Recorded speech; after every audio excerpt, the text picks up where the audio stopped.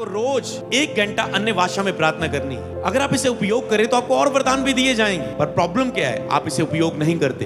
ये सबसे आसान है। मैं क्या करता हूँ, 1 घंटा अपनी लाइफ में ऐसा रखता हूँ कि जब मुझे 1 घंटा अन्य भाषा में ही प्रार्थना करनी, तो आपको कुछ सोचना, थोड़ा जोर तो लगाना।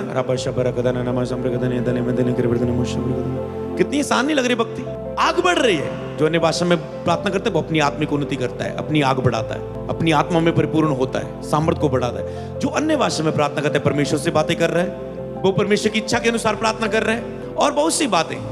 पर जब आप अब प्रार्थना कर रहे हैं अन्य भाषा में सिंपली, तो आपको तो खुद ब खुद परमेश्वर की इच्छा प्रकट हो रही, आपकी आत्मा पावर में आ रही, आपकी आवाज सुनने के लिए तैयार हो रही, आपकी स्पिरिट में शक्ति आ रही, आग बढ़ रही।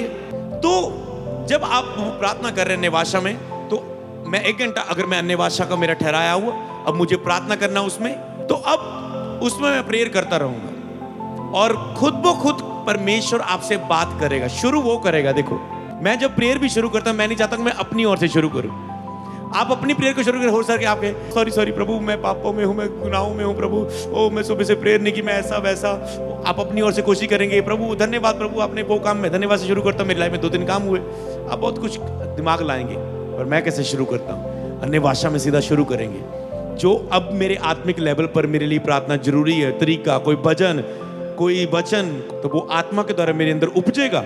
मैं अंदर से सुनूंगा और मैं देखूंगा ये आत्मा से आया है, विचार आया है आत्मिक।